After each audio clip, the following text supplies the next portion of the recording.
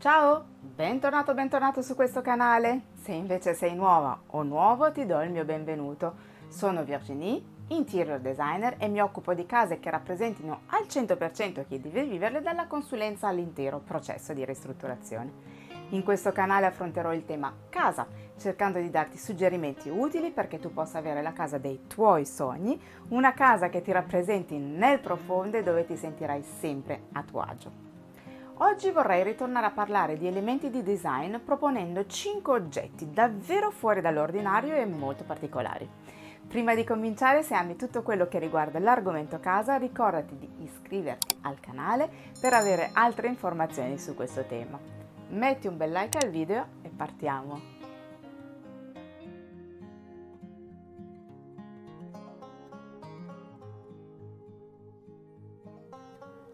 Non perdiamo tempo e vediamo subito questi oggetti design non proprio usuali.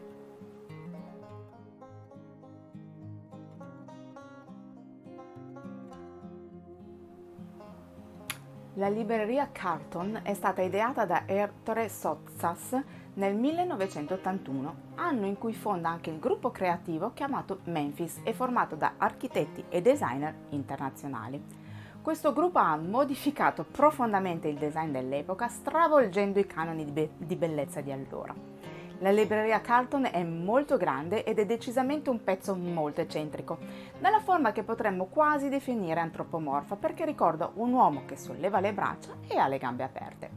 Realizzata mettendo giocosamente insieme forme geometriche colorate, il risultato è una costruzione che ricorda un po' un castello di carte, un po' un videogioco e un po' un totem. Realizzata in legno e laminato plastico, che allora era un materiale considerato povero, Carlton è una risposta ludica alla necessità di avere forme solide e godibili, un modo per ricordare, non senza ironia, il sacro e il profano, la storia e l'attualità, l'archetipo e le sue manifestazioni. Questo pezzo singolare è molto colorato, può essere usato sia da libreria che da divisorio.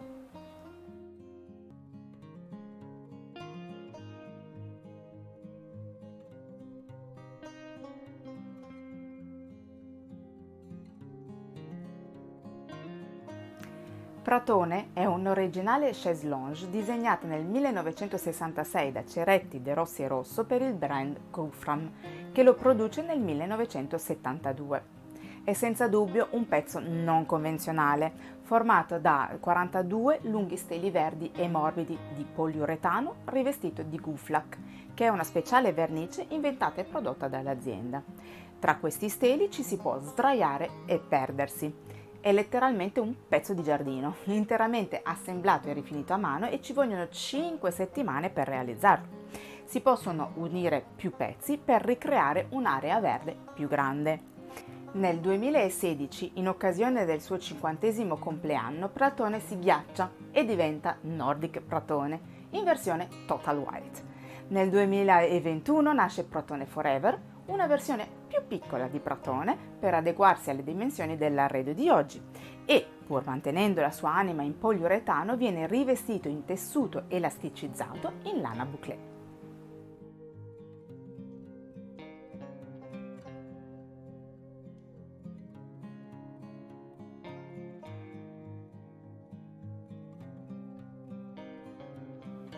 L'attaccapanni Cactus è disegnata da Guido Drocco e Franco Mello nel 1972, sempre per Gufram.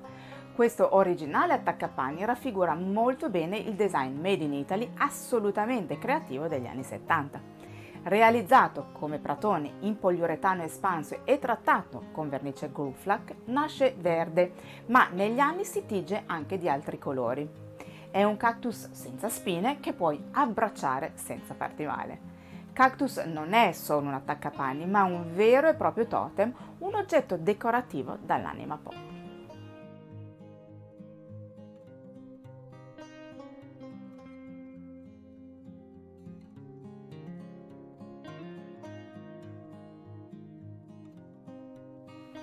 La lampada Horse è stata disegnata da Front e un quartetto femminile di designers svedesi nel 2006 per il brand Mohoi, che è un brand dei Paesi Bassi. Questa lampada ha la forma e le dimensioni di un cavallo vero, con un paralume in testa. È realizzato in polistirolo nero, ma è un cavallo che sembra scolpito, anche se il corpo è ricoperto di cerchi in rilievo. È una lampada decisamente anticonvenzionale, è un aggetto inaspettato che porta un tocco di natura in stile fiabesco e possiamo dirlo anche un po' folle. Certo, è un elemento che non passa inosservato.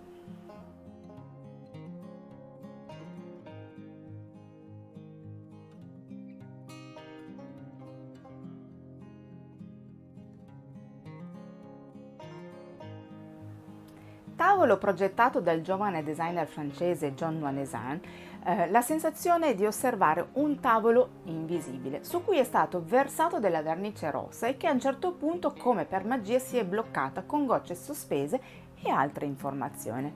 È un effetto ottico davvero considerevole e, a discapito delle apparenze, è un tavolo stabile e resistente. Il tavolo simboleggia l'amore, il romanticismo e la sofferenza ed è un perfetto incrocio tra arte e design.